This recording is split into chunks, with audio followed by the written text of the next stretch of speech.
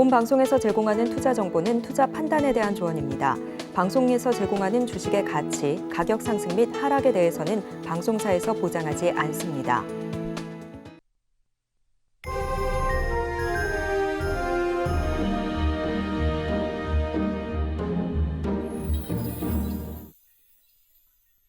안녕하세요. 해외 시장 소식을 가장 빠르게 만나보는 시간, 해외 선물 신세계 리턴즈의 손자입니다. 조금 전 발표된 미국의 3분기 GDP는 3.2%로 예측치와 이전치인 2.9% 대비 상승했고요. 매주 발표되는 미국의 신규 실업 청구 건수는 예측치인 22만 2천보다는 낮았지만 이전치 21만 4천보다는 높은 21만 6천으로 발표가 됐습니다. 이 간밤 발표된 미국의 12월 소비자 신뢰지수가 지난달 대비 개선된 것으로 나왔고요. 또 1년 기대 인플레이션은 2021년 이후 최저치를 기록했습니다. 이에 시장은 경기 침체가 완화됐다라는 반응을 보이면서 전일 증시를 끌어올렸는데요.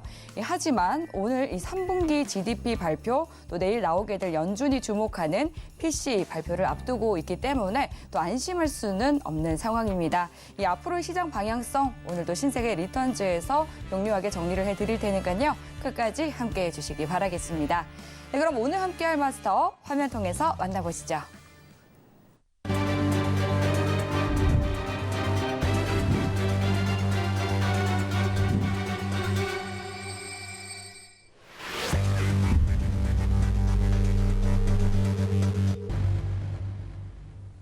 네, 목요일을 책임져 주시는 분이죠. 해왕 마스터님과 함께하겠습니다. 반갑습니다. 네, 시청자분들과도 인사 나눠주시죠. 네, 안녕하세요. 해양입니다.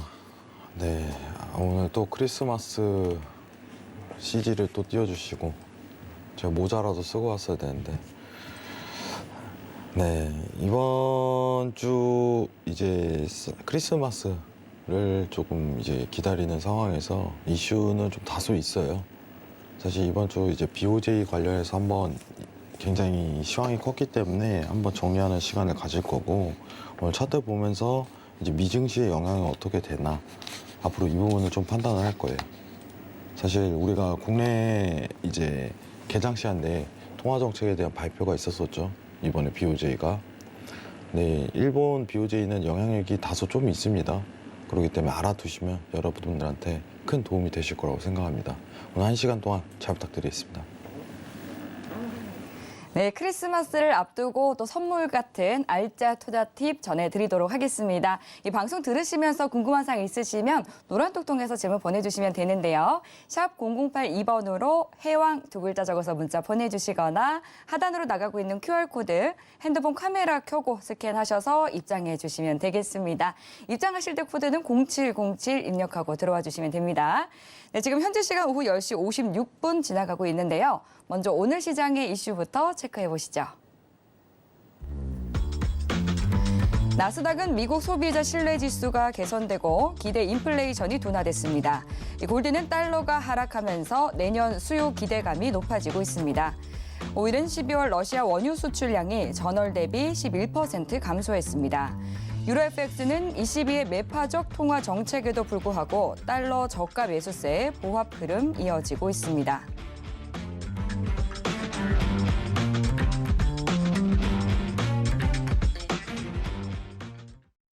네, 오늘 시장의 이슈 체크해보고 왔습니다. 그럼 이어서 시장과 관련한 이야기 나눠보도록 할게요.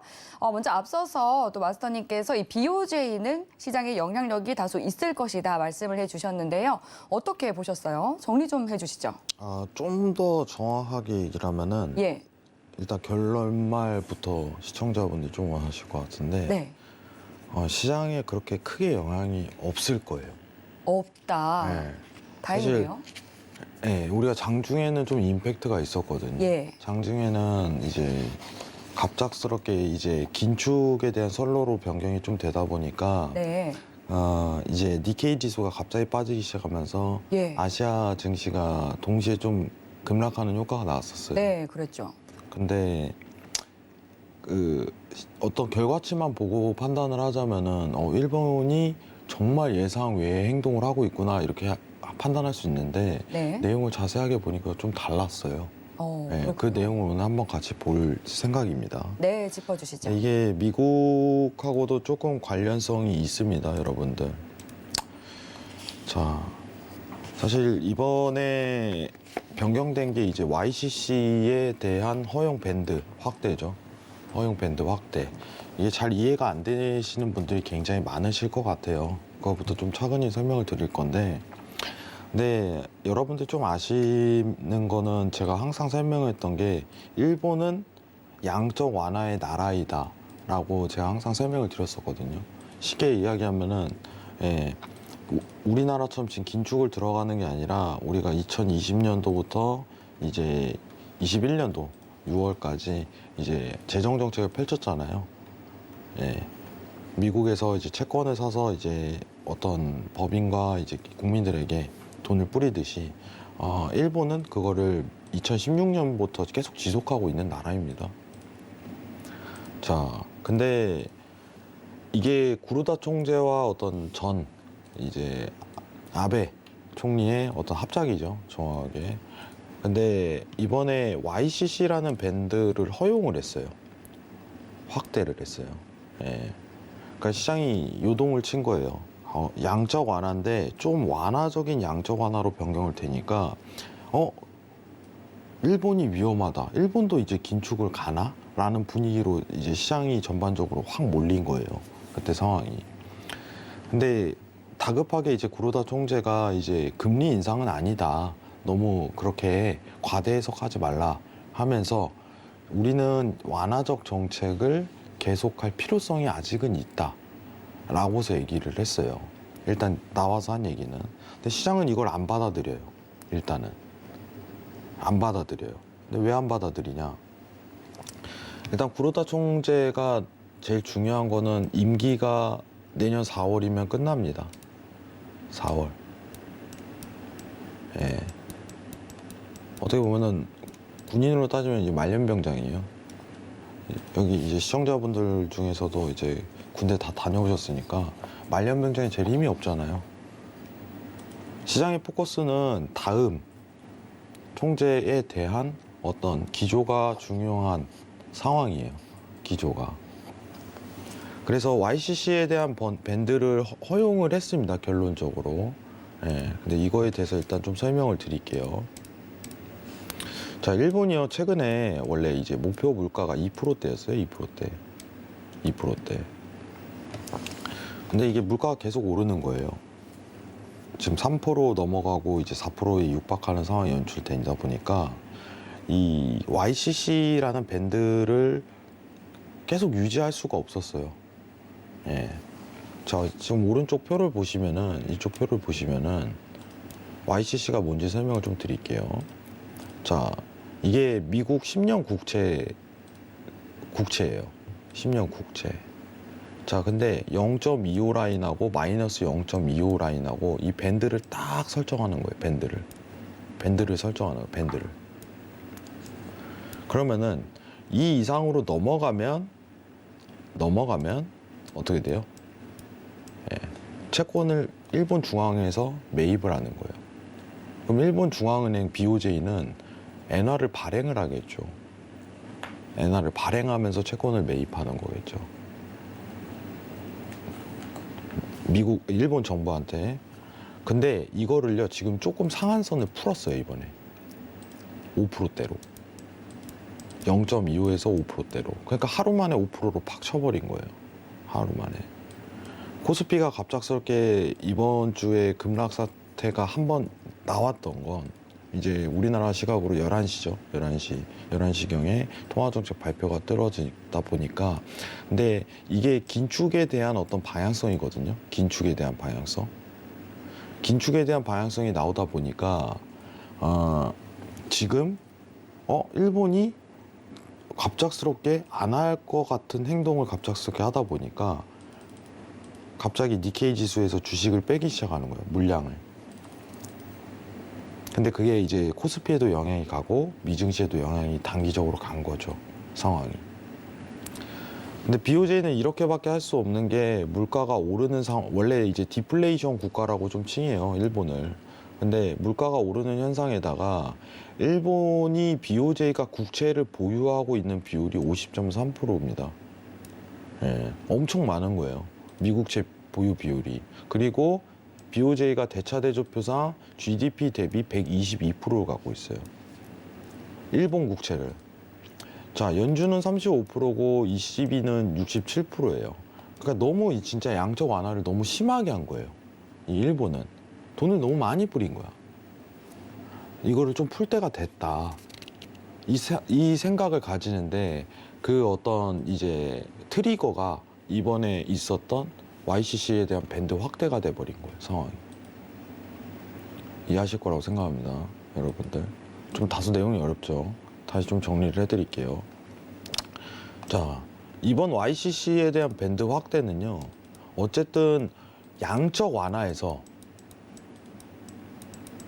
양적 완화는 맞아요. 양적 완화에서 양적 완화는 뭐 어차피 밴드를 좀 허용 범위만 푼 거고 풀긴 푼 거고 어차피 채권을 계속 매입할 건 똑같아요. 예. 테이퍼링 이런 게 아니잖아요. 그냥 이 밴드만 허용한 건데. 근데 일본 입장에서는 이게 굉장히 큰 거거든요. 마치 미국이 테이퍼링하는 효과랑 굉장히 비슷하게 맞물리는 상황이에요. 연출적으로. 근데 얘네가 이렇게 할 수밖에 없는 건 물가도 오르고 지금 일본 BOJ가 일본 자국에 있는 국채를 너무 많이 갖고 있어요. 말도 안 될 정도로. 다른 국가 대비. 좀 심할 정도로. 이게 우려가 되는 거죠. 상황이. 자, 이 두 가지 요인이 있었어요. 자, 근데 이제 우리가 통화 정책적인 방향을 좀 보게 된다면은 우리가 일본은요 원래 2013년도부터 16년도부터 계속적으로 마이너스 금리를 도입하고 YCC 도입하고 우리 돈을 뿌리자 뭐 기업에 대한 회사채도 사들이고 이걸 계속 제시를 했는데 16년도에 이어진 거를 이제 긴축을 풀겠다는 어떤 방향성에 대한 전환이 이번에 트리거가 제시가 된 거예요, 상황이. 자, 밴드에 대한 허용 범위는 다소 좀 올라가고 똑같은 양적 완화임에도 불구하고 시장은 좀 다소 놀란 겁니다. 이거 잘하면은 일본이 금리를 인상할 수 있겠구나. 일본이 금리를 인상할 수 있겠구나. 물가도 올랐겠다. 예, 국채도 너무 많이 보유하고 있겠다. 이제는 채권 매입을 안 하고 금리 인상으로 좀 들어갈 수도 있겠구나. 굉장히 센세이션한 내용입니다, 여러분들. 근데 제가 아까 이제 구로다 총리 얘기를 했는데 지금 차기 총재가 야마구치 총재로 좀 들어갈 가능성이 굉장히 높은데 이분의 어떻게 보면은 이전에 대한 성향 자체를 좀 파악을 해보면은 목표 금리를 인상하는 거에서 그렇게 두려워하질 않아요. 첫 번째로. 그리고 물가가 더 불안한 문제라고 언급을 실제로 한 적이 있어요. 이게 고착화 단계라고. 4월에 바뀌잖아요. 그러면은 시장에 대한 심리는 전체적으로 일본이 이제 금리를 인상할 수 있는 가능성이 매우 높겠다 라고 판단을 하는 거예요. 이번에 트리거로. 굉장히 어떻게 보면 간단합니다. YCC에서 좀 완화적인 YCC로 똑같이 돈을 뿌리는데 시장의 심리는 완전 다르다 이거예요. 내년 4월에 총재가 변경이 되고 그리고 굉장히 매파적인 성향의 총재가 들어오는데 이거는 금리 인상의 신호로 봐도 무방하겠다라고 판단을 하는 거죠. 이 부분에 대해서 조금 이해를 해주셨으면 좋겠습니다. 오늘 내용이 좀 다소 어려워요. 자, 그러면은 이번에 이제 YCC에 대해서 풀게 되면은 조금 문제가 다소 발생하는 게 여러분들도 어떻게 보면 신세계를 계속 보시는 분들은 아시겠지만은 지금 미 국채의 최대 보유국은 일본입니다. 처음 들으신 분들도 있을 거예요. 미 국채 최대 보유국은 일본이에요. 지금 미 국채에 대한 수요가 감소할 가능성이 매우 높아요. 왜냐면은 BOJ에서 엔화를 덜 발행하게 된다면 그 엔화로 이제 미 국채를 사고 이랬는데 덜 발행할 가능성이 제기가 되는 거예요. 덜 사게 될 가능성이 미 국채를. 미국채의 수요도가 낮아지면은 지금 어떤 문제가 좀 발생을 하겠냐라고 했을 때 그러면은 가격이 어떻게 변경이 돼 있어요? 여러분들 수요가 적어진대요. 그럼 다시 미국채에 대한 금리는 오르고 가격은 하락하겠죠. 당연하게 좀 여기실 수 있겠지만은 미국채 금리가 좀 떨어져야지 시장이 증시도 안전하겠죠. 거기까지 영향을 미치겠죠, 상황이. 근데 이번에는 어떻게 보면 스탠스 자체가 다소 약하기 때문에 지금 수요가 줄어드는지 이 부분에 대해서 측정이 안 되는데 이 부분은 확실한 나중에 이제 아까 얘기했었던 전 총재죠. 예, 야마구치 이제 후보자라고 좀 표현할게요. 야마구치 후보가 차기 총재 후보가 그 만약에 매파적인 성향으로 엔화를 덜 찍어내는 현상을 펼치게 된다면은 미 국채에 영향이 가질 가능성이 좀 높다 이겁니다. 현실적으로. 왜냐? 최대 보유국이 더 이상 안 사겠다는 뉘앙스를 조금 풀어버리면은 이거는 문제가 되겠죠. 그죠? 그러니까 일본의 긴축은 좀 다소 무서운 과제예요. 현실적으로. 무서운 과제입니다.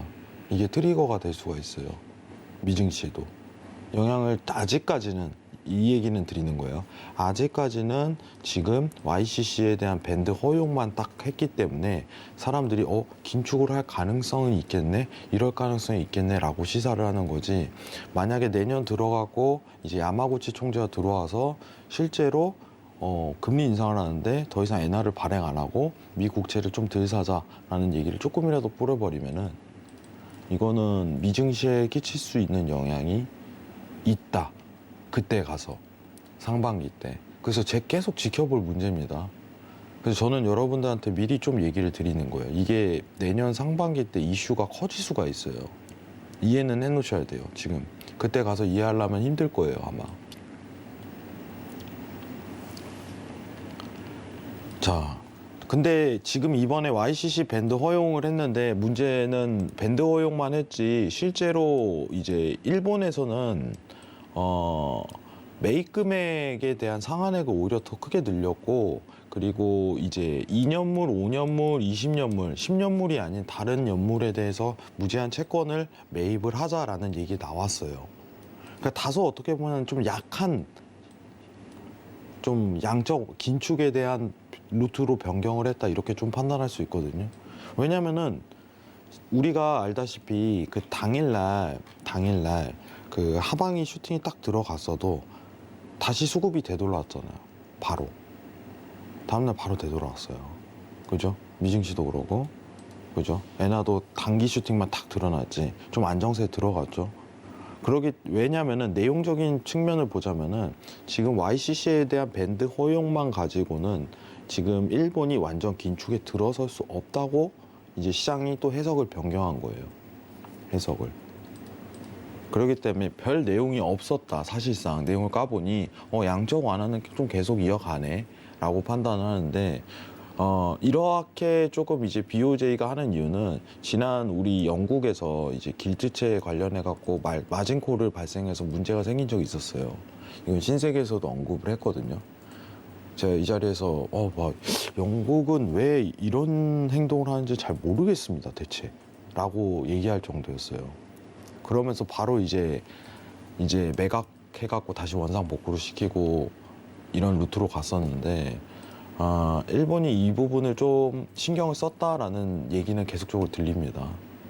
그렇기 때문에 이번에 BOJ가 나와서 어떤 이제 YCC에 대한 밴드 허용을 하되 다른 루트로 채권 매입을 하는 어떤 상황을 연출을 했다.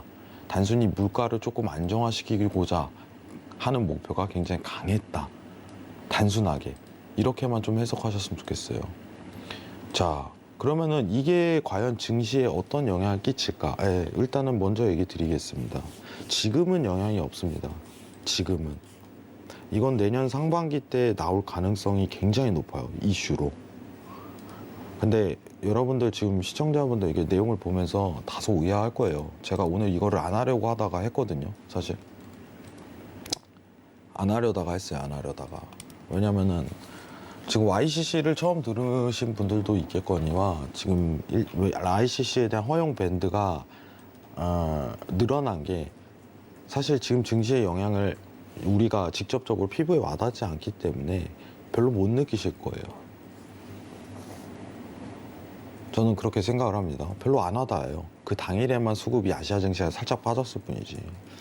근데 이게 내년 상반기 때 이제 총재가 변경돼서 만약에 일본이 이제 미 국채에 대한 어떤 매입하는 부분을 줄이거나 오히려 매각을 하는 사태가 펼쳐진다면 미 증시는 그때 진짜 악화로 들어갈 가능성이 좀 다소 높아 보여요. 저는 굉장히 염려가 좀 되는 부분이 있습니다. 이건 좀 어떻게 보면은 우리가 미 증시를 볼 때 계속적으로 지켜봐야 할 숙제가 될 거예요. 자, 괜찮기 조금 어렵죠. 예. 조금 어렵죠. 이 부분 관련해 갖고 내일 한 번 더 설명을 드릴 건데 무료 방송에서 설명을 한 번 드릴 건데 저는 좀 이해를 하고 넘어가셨으면 좋겠어요. 개인적으로. 왜냐면은 문제가 야기될 부분이니까 걱정이 좀 다소 되는 부분이 있습니다. 이번 BOJ로. 일본이 좀 무서운 거는 여러분들 단순히 이거예요. 예. 미 국채를 너무 많이 가지고 있어요. 이거 진짜 위험해요. 네. 이거는 일전에 2018년도 18년도죠. 18년도 이제 17년도에 트럼프 정권일 때 일본하고 중국하고 손을 잡고 미국채를 매각을 시도했어요. 그래서 미국채가 안전자산으로 형태가 잡혀 있는데 금값은 계속 올랐었는데 미국채가 원웨이로 몇 달 동안 빠진 기간이 있었거든요. 그만큼 미국한테는 좀 위협적이에요, 이 부분이. 근데 일본은 물가에 대한 명분으로 만약에 미 국채를 매각을 하거나 더 이상 채권 매입을 하지 않는다면 증시에 굉장히 악화 요인으로 이거는 작용할 가능성이 높다는 겁니다.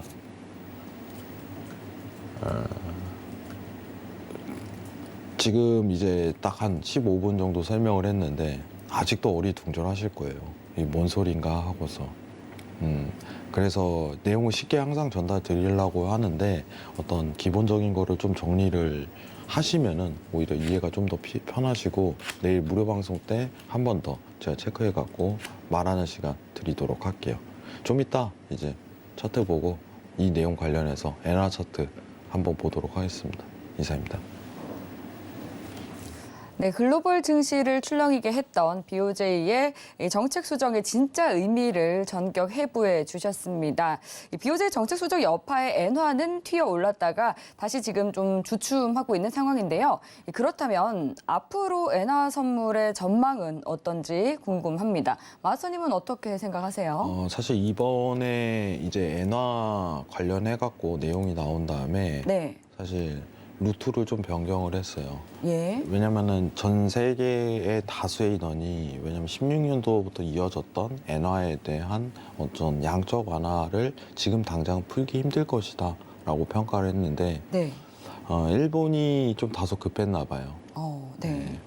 이게 사실 어떤 느낌이냐면 미국이 테이퍼링을 딱 시도하는 느낌 있잖아요. 아, 그렇군요. 저는 그 느낌하고 좀 비슷해요. 예, 약간 시그널이라고 볼 수도 네. 있는 부분이군요. 당일날 어떻게 보면은 이제 차트 한번 보면서 얘기를 할 건데 네. 엔화가 이제 장대 양봉을 그렸어요. 예.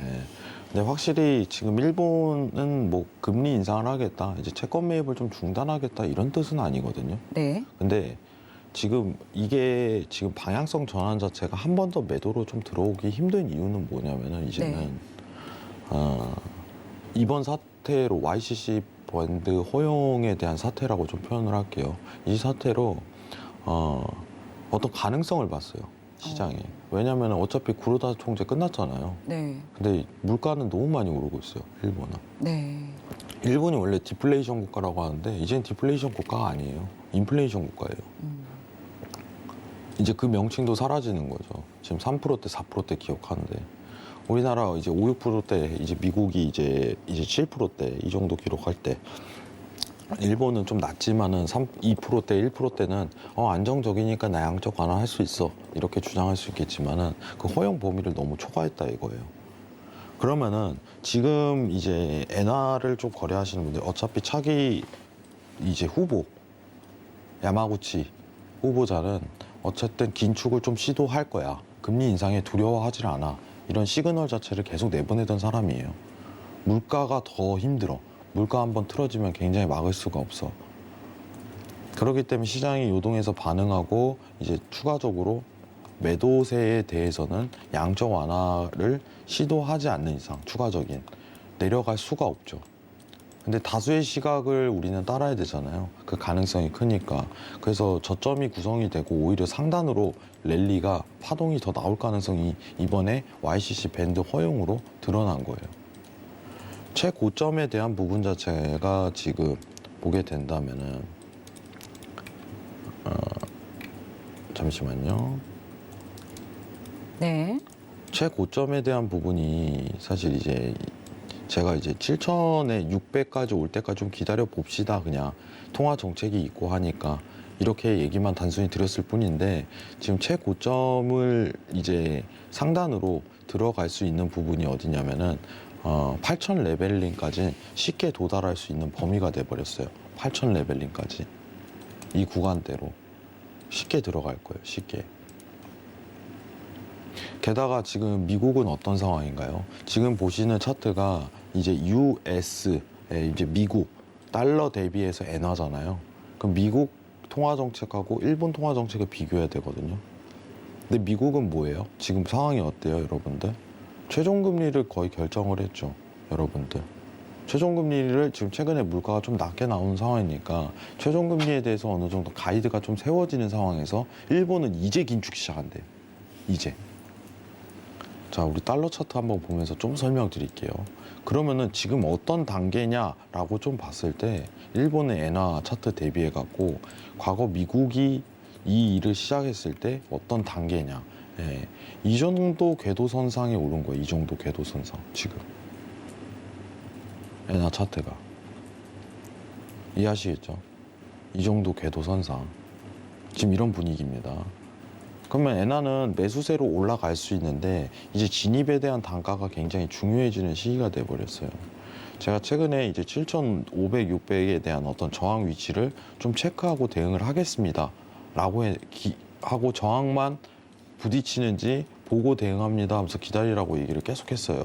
근데 이번에 YCC 밴드 허용에 대한 확대는 이 이탈에 대한 부분을 만들고 그 다음에 8,000 레벨링까지 쉽게 도달을 하는데 우리가 진입해야 될 어떤 단가는 지금 기준선 위치를 맞닥뜨렸기 때문에 다음 조정이 한 번은 내려올 거라고 저는 판단합니다. 조정이. 그때 다시 매수세를 봐야 돼요.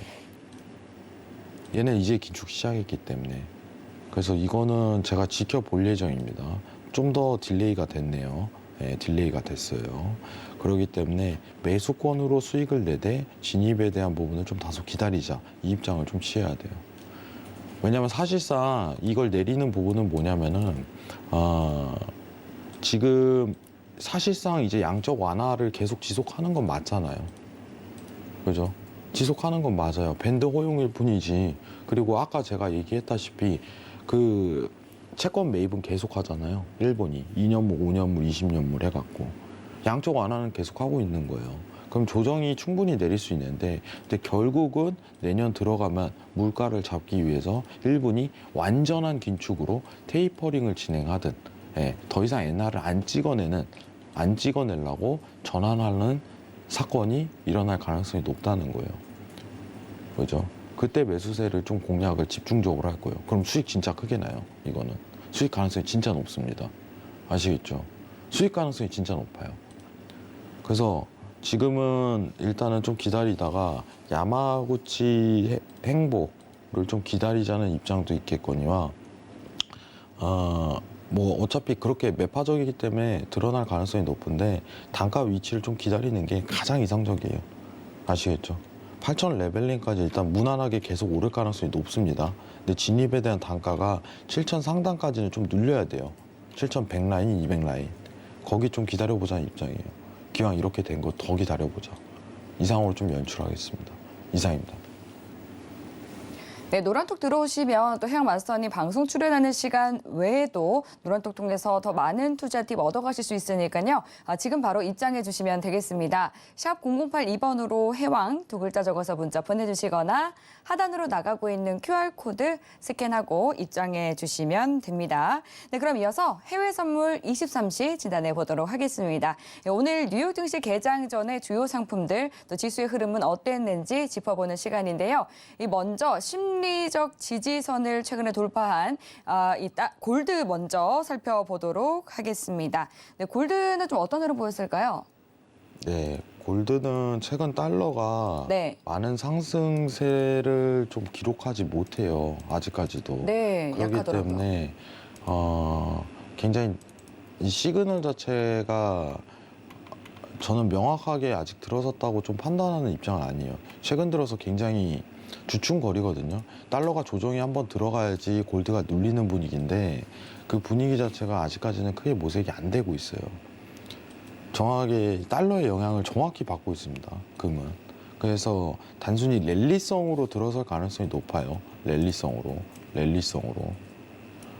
그렇기 때문에 골드에 대한 트레이딩은 좀 시황을 보면서 판단하는 거는 굉장히 다소 무리겠다 이 생각을 좀 가집니다. 지금 최근에 지표를 보더라도 여러분들이 지표 보기가 굉장히 힘드실 거예요. 예, 굉장히 수급이 없거든요. 주식으로 따지면 거래량이 좀 많이 발생을 안 한다.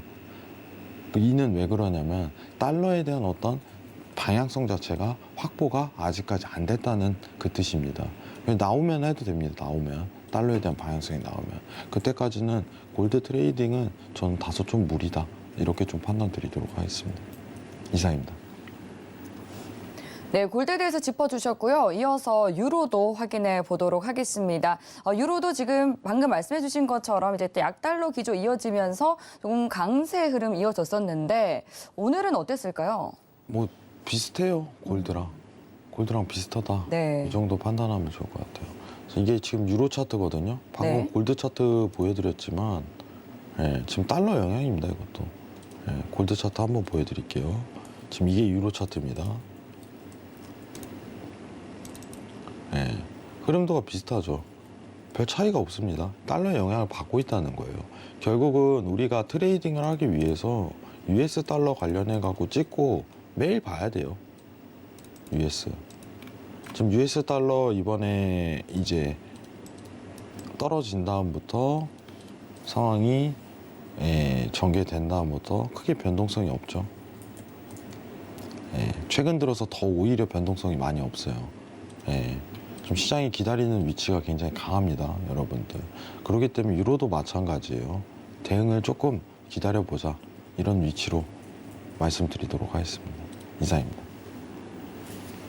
네, 이제 유로에 대해서 짚어봤고요. 이어서 다음 오일도 살펴보도록 하겠습니다. 오일만큼은 최근 굉장히 또 강한 모습 나타내고 있는데요. 오일은 어떤 움직임 보였을까요? 네, 제가 오일을 사실 최근에 매도를 막 외치다가 네. 이제 11월이죠. 11월에 계속 10월에 매도를 외치다가 이제 좀 70달러까지만 원래 처음에 얘기를 했었어요. 네. 70달러까지만. 이제 90달러 위치값부터. 근데 지금 유가는 그렇게 큰 상승세를 기록하기는 다소 힘들어요.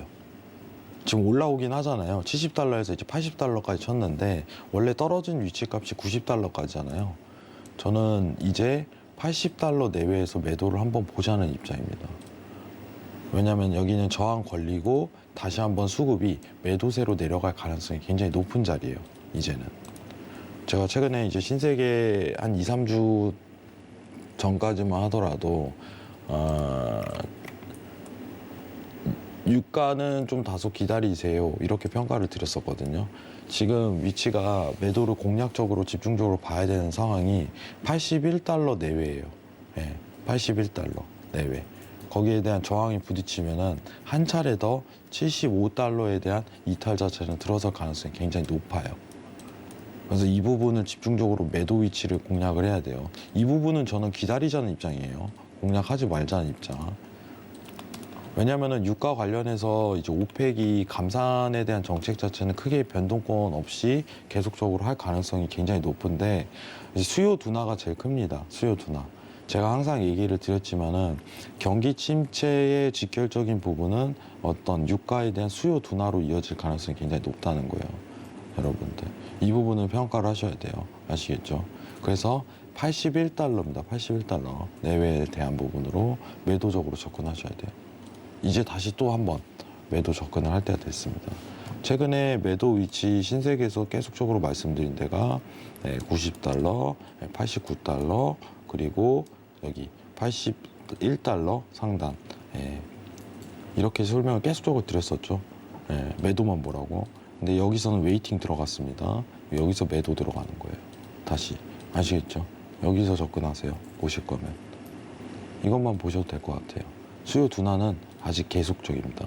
근데 유가는 아시다시피 여러분들 앞으로 어떻게 될까요? 유가는 앞으로 막 엄청 상승할까요? 엄청 하락할까요? 이 견해만 놓고 보자면은 둘 다 아니에요 라고 평가를 하는 거예요.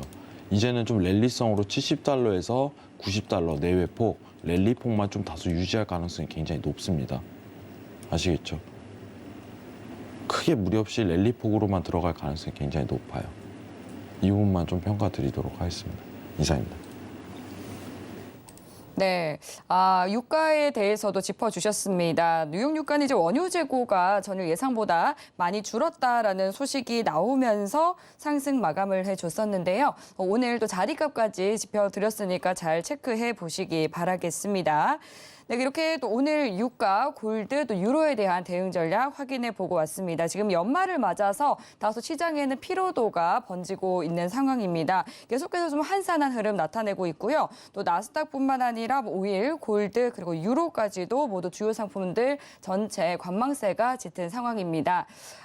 지금 계속해서 여러분들 궁금한 사항 있으시다면 노란톡 통해서 질문 보내주시면 저희가 방송 흐름에 맞춰서 또 답변 도와드리고 있습니다. 샵 0082번으로 해왕 두 글자 적어서 문자 보내주시거나 하단으로 나가고 있는 QR코드 스캔해서 입장한 뒤에 질문 보내주시면 되겠습니다.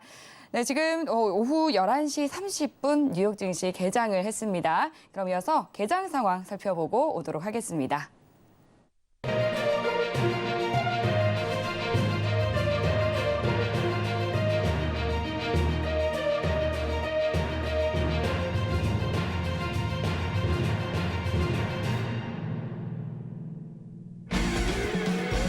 네, 뉴욕 증시 개장했습니다. 3대 지수는 하락 출발했고요. 지금 주요 상품 흐름 체크해 보시면 오일을 제외한 전 상품이 모두 다 하락세 두드러지고 있습니다. 그럼 조금 더 자세히 상품별로 체크해 보시죠. 네, 먼저 나스닥입니다. 1분봉 기준으로 차트 흐름 볼게요. 연말을 맞아서 피로도가 두드러지면서 이 전일 반등분 모두 되돌리고 있습니다. 프리마켓에서도 약세 흐름 이어졌었는데요. 지표가 발표된 10시 30분 장대 음봉으로 떨어지면서 급격히 힘이 빠졌고요.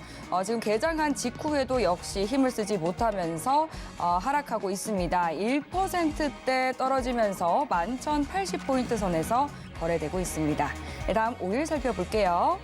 네, 오일은 연일 독주를 하고 있죠. 7거래일 연속 상승 탄력 유지를 해주면서 배럴당 80달러 선 목전에 두고 있습니다. 이게 계속 80달러 선 테스트를 하고 있지만 돌파에는 성공을 하지 못하면서 지금 현재는 0.8% 상승한 온스당 배럴당 78달러 선에서 거래되고 있습니다. 네, 이어서 골드 살펴볼게요. 네, 골드는 최근 약달러의 힘을 얻었었는데 오늘은 나스닥과 커플링된 차트 흐름 보이고 있습니다. 10시 30분경부터 레벨 다운하면서 조정을 받고 있는데요. 개장 직후에도 역시 힘을 쓰지 못하고 있고 지금 현재는 0.8% 빠진 온스당 1,809달러 선에서 거래되고 있습니다. 네, 마지막으로 유로 살펴볼게요. 네, 유로는 달러가 103선에서 104선으로 제한적 상승 전환을 하면서 오늘은 약세 흐름 이어지고 있습니다. 현재 0.18% 떨어진 1.066달러 선에서 거래 이어가고 있습니다. 네, 이 주요 상품들 개장 파동 확인하고 왔습니다. 그럼 이어서 상품별로 당일 투자 전략 어떻게 가져가야 할지 알아보도록 할게요. 네, 먼저 나스닥부터 진단해 보도록 하겠습니다. 계속 좀 연일 하락세를 걷다가 전일 상승 마감을 해주면서 이제는 반등을 해주려나 싶었는데 오늘도 약세 흐름 이어지고 있습니다. 당일 어떤 투자 전략이 필요할지 팻말 통해서 확인해 볼게요. 준비해 주시고요. 들어보겠습니다. 하나, 둘, 셋. 오늘 굉장히 깊게 고민을 하시는 것 같습니다. 오늘 매도 들어주셨는데요. 네. 매도 들어주신 이유 무엇일까요? 일단 오늘 지금 차트 기반으로 봤을 때 네. 지금 한두 시간 정도 좀 세게 내려올 것 같아요, 더. 일단. 오늘 굉장히 어려워요, 이거. 네. 근데 연일 좀 오르지를 못하고 있네요. 오늘 그 실업자 청구 건수 나왔잖아요. 네. 근데 제가 그 얘기를 항상 했었던 게 뭐였냐면은, 잠깐 화면 좀 내릴게요. 네. 이제 청구 건수가 사실 좀 높게 나오긴 했죠. 제가 실업률이 이게 예전에 계속 얘기를 드리는 건데, 이거 계속 봐야 된다고 얘기를 했었잖아요. 네. 실업률이 높게 나와야 되잖아요. 높게 나와야지 증시가 올라가요. 지금 시장 상황이. 네. 근데 실업자 청구 건수가 어떻게 보면은 예상치보다 좀 낮게 나왔다 그렇죠. 이렇게 좀 평가가 되면은 네. 어떻게 된 거예요? 실업률이 낮아질 가능성이 시사가 되는 거고 그러면 증시에는 악조건이에요. 지금 매크로 환경상. 네. 그래서 이 그럼 발표하자마자 예측치를 봐야 되는 거군요. 예측치 기준으로 봐야죠. 네. 이제 실제치보다 이전치 대비보다 예측치 대비로 봐야 되기 때문에 그렇군요. 예, 왜냐 시장의 심리가 예측치로 기준이 쏠려 있잖아요. 네. 근데 오늘 예측치 대비로 이런 포커스가 나왔는데 그래서 악조건이 좀 다소 나오고 있습니다. 예. 지금 미장보다 오히려 실업자 발표할 때 청구 건수 발표할 때가 쇼크가 좀 더 컸었던 것 같은데 제가 지금 좀 고민을 하는 이유는 뭐냐면은 제가 이렇게 매도에 대한 방향성 자체는 오늘 다소 측정이 되는데 지금 RSI를 한번 볼게요. 60분봉 미증시 기준. 여기 보이시죠? RSI가 최근에 나올 때는 수급 자체가 좀 안 끊기고 들어서는 경향이 굉장히 높아요. 여러분들. 제가 지금 조금 보고 있는 게 뭐냐면은 오늘 요 지지 바닥이 좀 그려지면 제가 사실 이제 TQQQ를 좀 추천을 하려고 했어요. 지지 바닥이 좀 그려지면 오늘 이걸 지켜봤거든요. 근데 차트가 진짜 안 좋아요 지금. 여러분들 지금 뭐가 문제냐면 여러분들 제가 지금 잠깐 차트 교육 잠깐 해도 될까요? 네. 일목균형표에서 좀 중요한 게 뭔지 아세요? 시청자분들 일목균형표에서 스파인에 대한 어떤 추세에 대한 부분은 이탈에 대한 부분이 추세의 시작이다라고 기본적으로 평가를 하는데 그 일목산이가 중요하게 했던 게 지금 초록색 선이 전환선이고 주황색 선이 기준선이에요. 일목균형표상에. 근데 지금 방향을 틀었죠. 여러분들. 자, 지금 노란선 보세요. 노란선이 지금 우하향으로 가고 있죠. 근데 초록선도 우하향으로 가고 있죠. 지금 몇 해까지 상승에 대한 어떤 기도 자체를 조금 타고 있다가 일자평으로 갔었는데 여기서 갑작스럽게 방향이 두 개가 한 번에 전환이 됐습니다. 이게 무슨 뜻이냐면은 추세의 시작이 좀 될 가능성이 굉장히 높아요. 추세의 시작이. 제가 제일 걱정하던 게 일봉상 그림에서 좀 지금 계속 다소 불안해요, 여러분들. 지금 더블 바닥에 대한 가능성을 좀 그리나 하면서 좀 판단하고 있는데 지금 일봉상 나스닥에서 최근 제가 이 부분을 좀 중요하게 봤었잖아요, 여러분들. 이탈이 좀 나와야지 증시가 안전하게 이제 상승세 기도로 간다고. 차트만 가지고 좀 설명을 할게요. 근데 이건 웬걸? 걸려버렸네. 최근에 CPI 뜨고, 그죠? CPI 뜨고 완전히 걸려버렸어요, 이 자리가. 지금 이탈을 못했어요. 이게 이탈이 나와야지 연말에 산타랠리로 가고 내년 상반기 때 좋은 흐름을 가는데 시황은 나쁘진 않거든요. 시황은 물가는 좀 다소 내려가는 그림에 좀 그런 그림으로 더 그리고 있는데 이 저항에 대한 부분이 이탈이 안 됐을 시 계속적으로 하방을 갈 수 있는 상황이 놓여버려요. 상황이.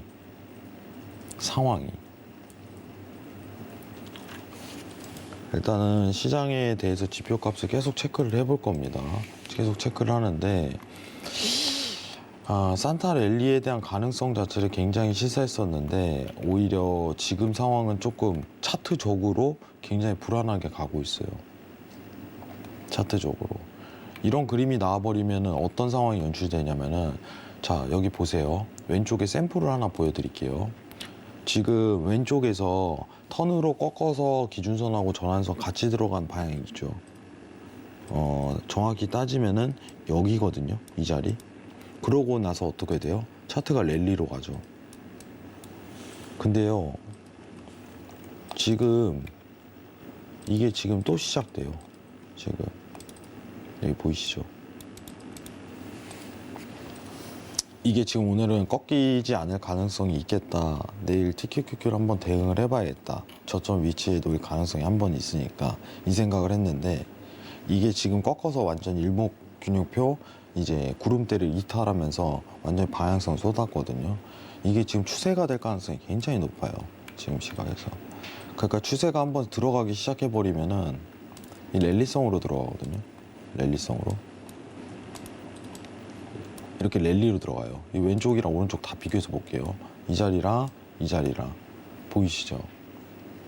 단순하게 끝날 부분이 아닌 것 같아요. 지금 상황에서. 그래서 오늘은 일단은 제가 조금 제일 차트가 일단 드러났으니까 이 부분이 좀 중요한 거고, 지금 제가 고개를 갸우뚱했던 건 뭐냐면, 지금 새로운 진입을 위해서는 어떤 저점에서 모멘텀 반등이 드러나야 돼요. 그래야지 이제 채널링이 구축이 되면서 저항에 대한 위치값을 찾을 수 있거든요. 근데 지금은 어디서 진입하자에 대한 위치값은 차트로 좀 표현이 안 됩니다. 이거 좀 기다려봐야 돼요. 예, 12시 넘어서까지 좀 기다려봐야 돼요. 새로운 매도권 진입을 위해서. 그래서 제가 고개를 살짝 갸우뚱했어요, 오늘. 이 부분은 좀 이해를 해주세요.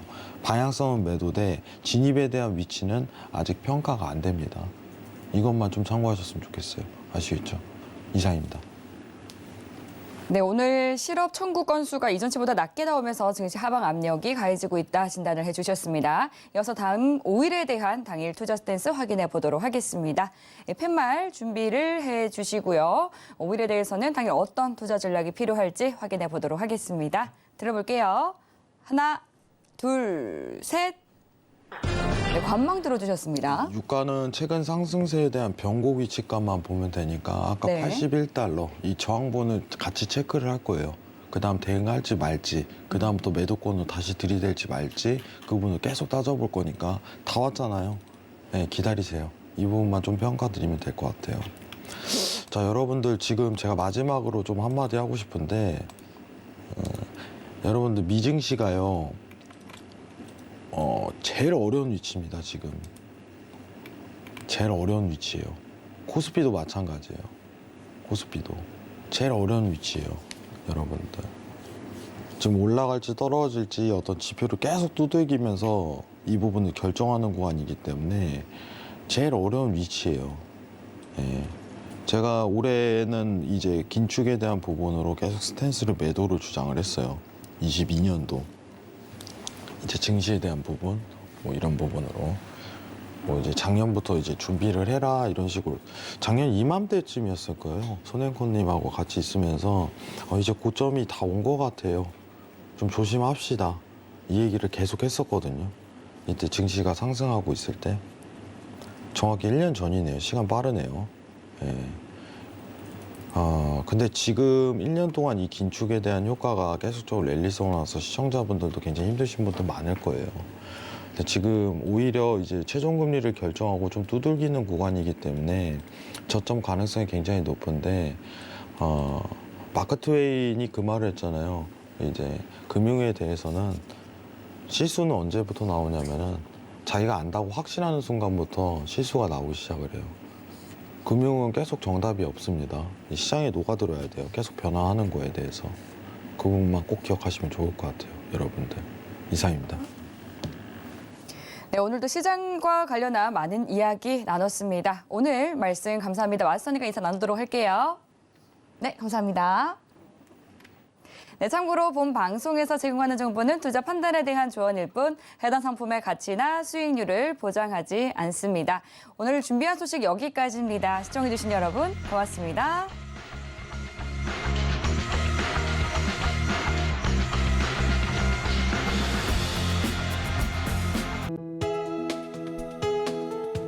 본 방송에서 제공하는 투자 정보는 투자 판단에 대한 조언입니다. 방송에서 제공하는 주식의 가치, 가격 상승 및 하락에 대해서는 방송사에서 보장하지 않습니다.